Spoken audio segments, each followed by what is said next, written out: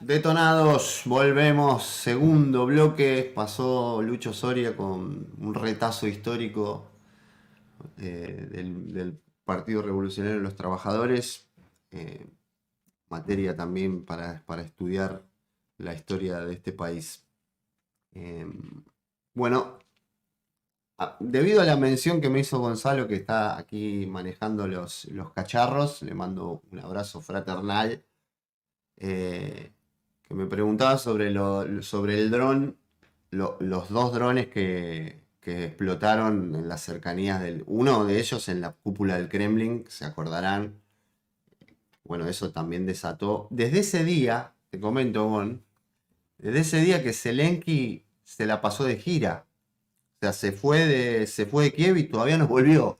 O sea, debe haber vuelto en alguna circunstancia, ¿no? Pero ya lo vimos que estuvo en Moldavia el otro día y bueno, y es un poco... Ahora dicen que no se quieren hacer cargo los UCROPS, no se hacen cargo de este atentado terrorista. eh, y no sé, bueno, es como de nuevo, ¿no? La retórica occidental de decir que era un ataque de falsa bandera. O sea, también, ataque de falsa bandera, eh, los, eh,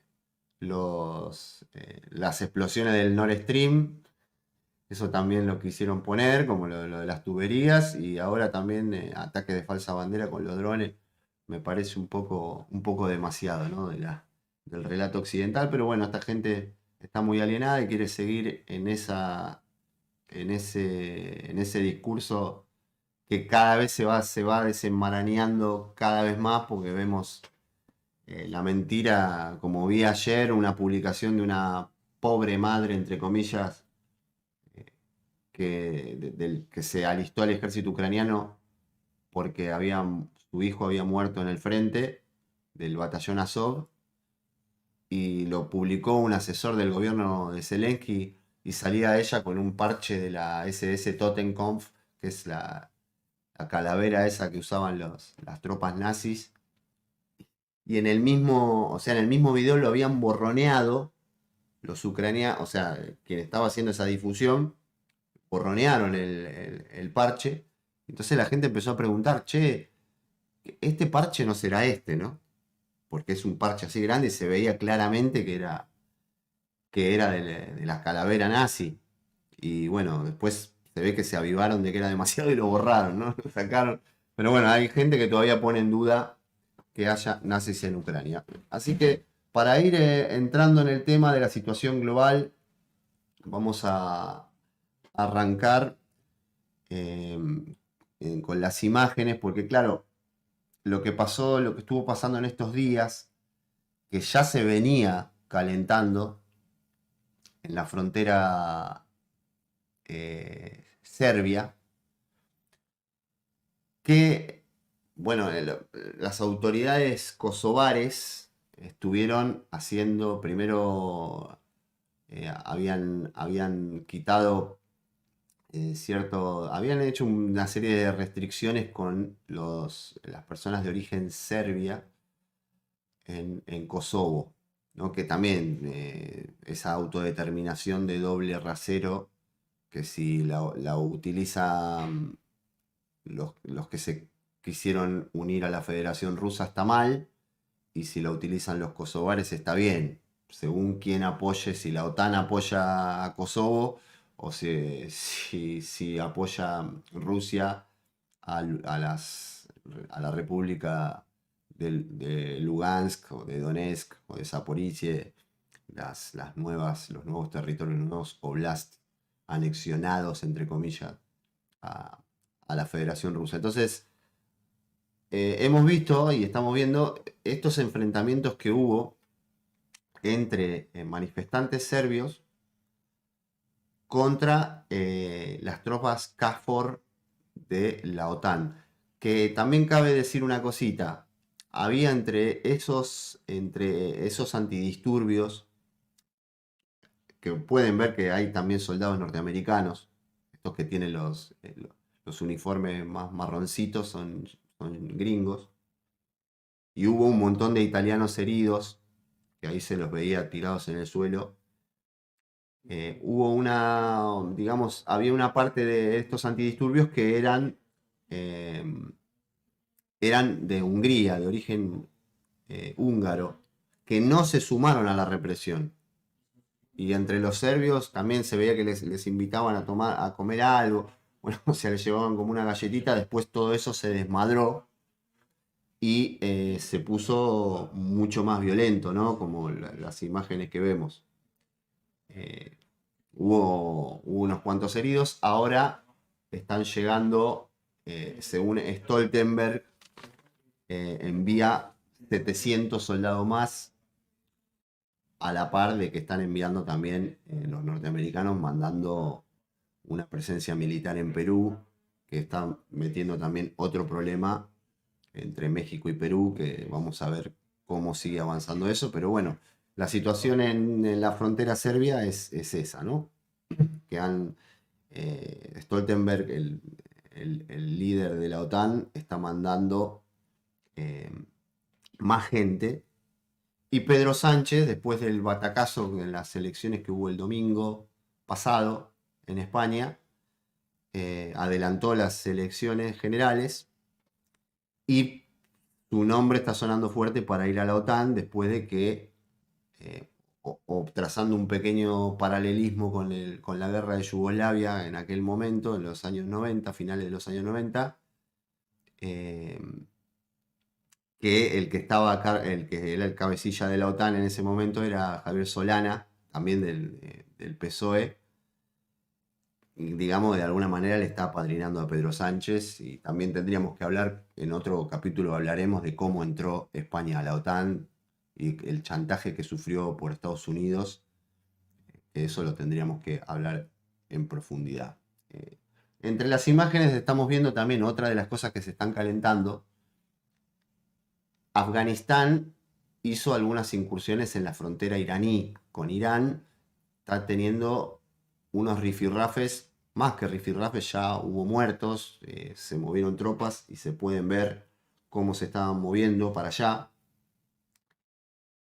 con lo que le había dejado la invasión norteamericana, ¿no? A los talibanes.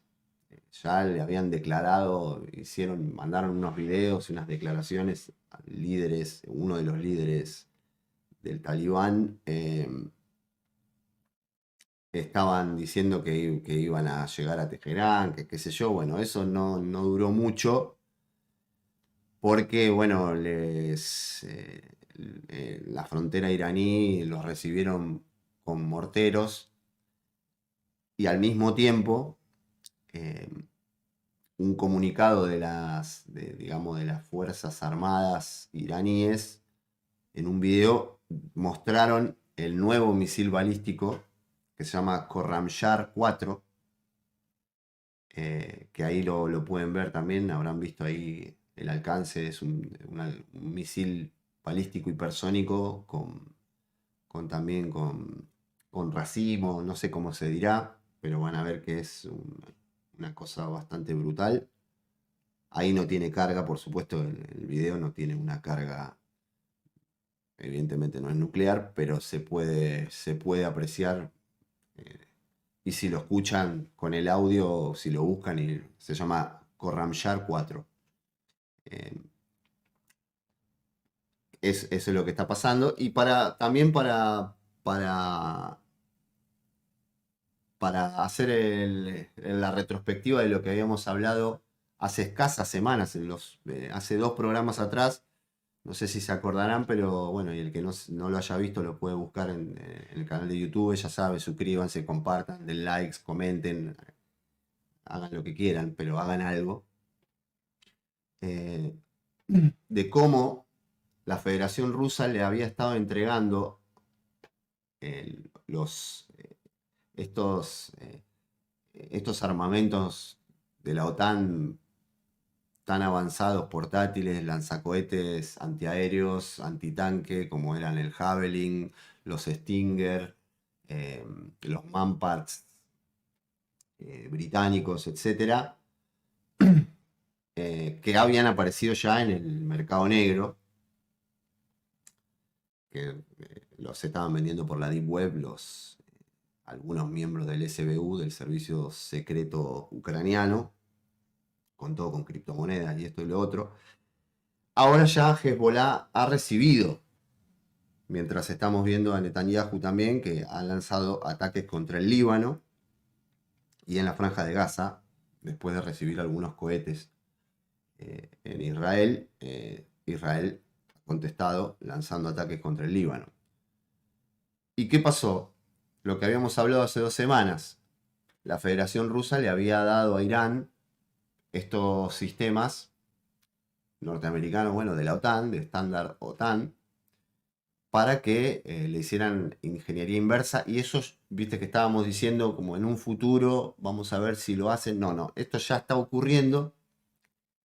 Y lo que van a ver en las imágenes, y después de las imágenes de Israel, del ataque de Israel al Líbano, van a ver unos militantes de Hezbollah que han recibido estos antiaéreos modificados, los Stinger,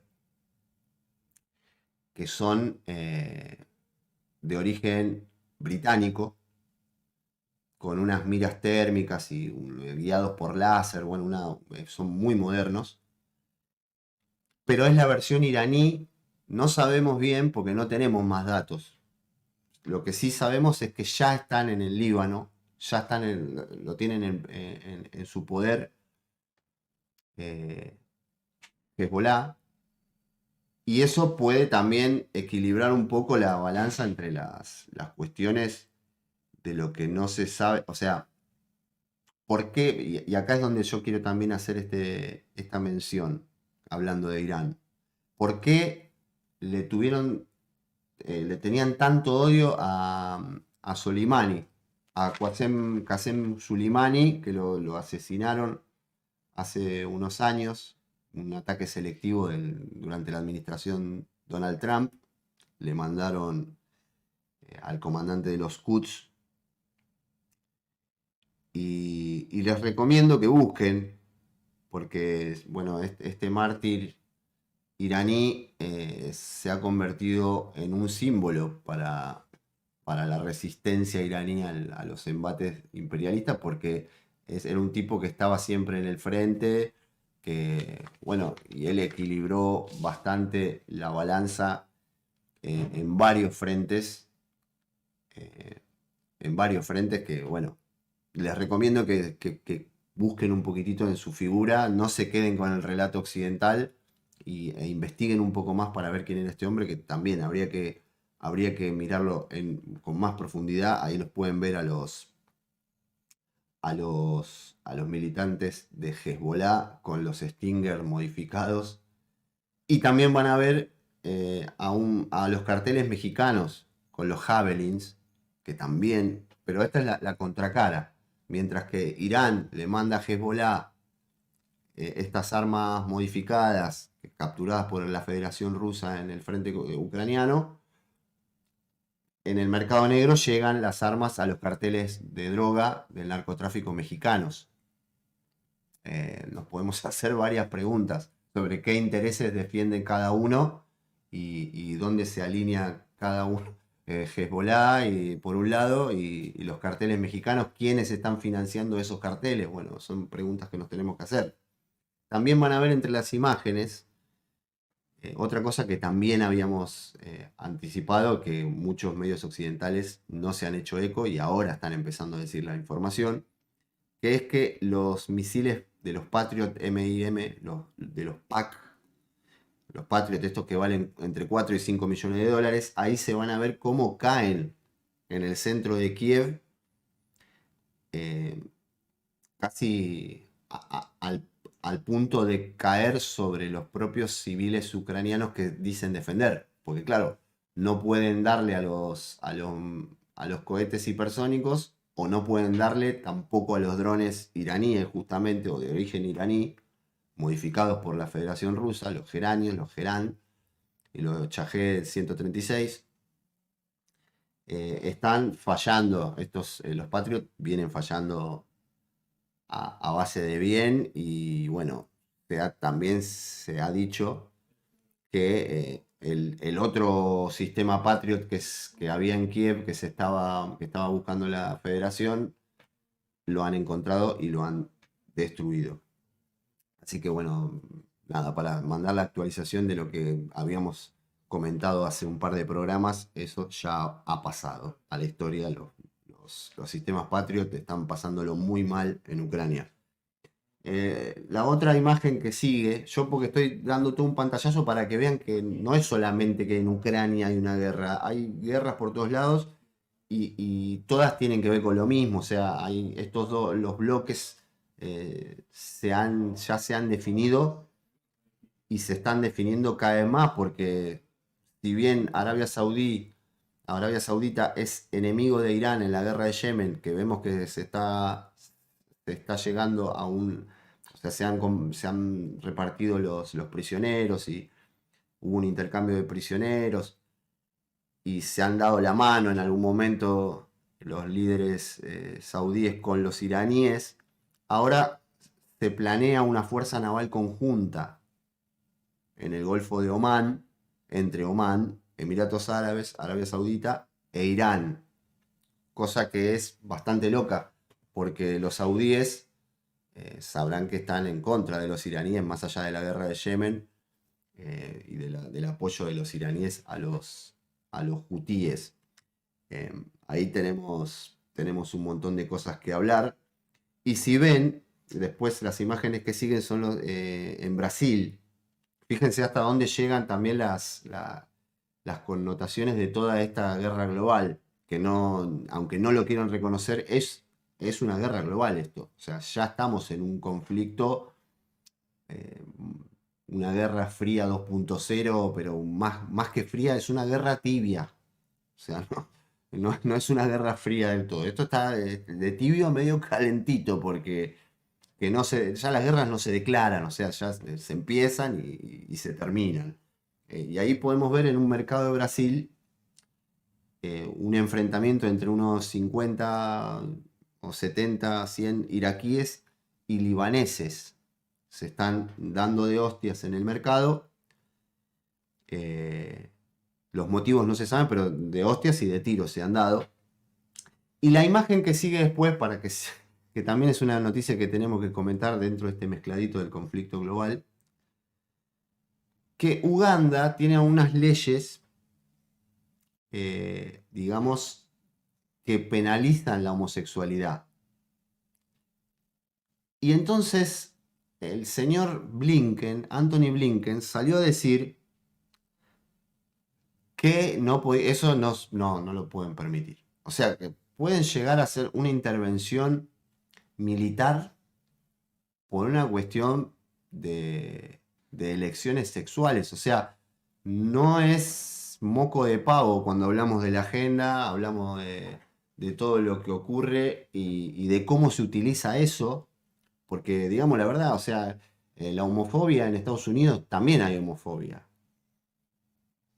No, o sea, no, porque como ellos son los defensores de los derechos de los gays, eh, no sé, o sea, no sé, chicos, mírenlo, estudien, o sea, intenten ser realmente sinceros y hacer un análisis más profundo, porque eh, no me parece a mí que sean defensores de ningún derecho. Los yanquis no tienen ninguna vergüenza para en ciertas causas enbanderarse y eh, tener excusas para poder hacer intervenciones militares.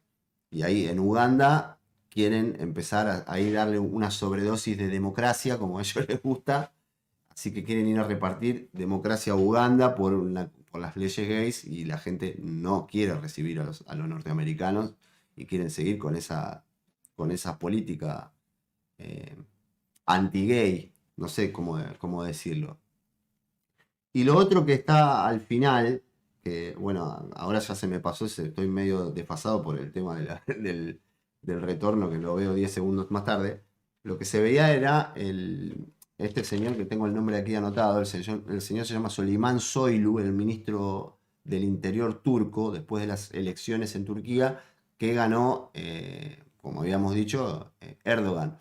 Y el tipo decía en ese video, que si lo pueden retroceder y mirarlo, hablaba directamente de Occidente y de los norteamericanos. O sea, como que le habían ganado y que no iban a poder. O sea, Turquía también, que puede ser que a veces se ponga en un lugar medio mirando al oeste, siempre está en el medio Turquía, esta región de Anatolia. Estuvo siempre en el medio entre el oriente y occidente y ahora con todo lo que está ocurriendo, el proceso de desdolarización, la guerra la guerra fría, entre comillas, esta guerra tibia, eh, está llevando a Turquía hacia otro lugar. Vamos a ver a dónde va a definir Erdogan su posición, porque nunca define, como yo le digo, Erdogan.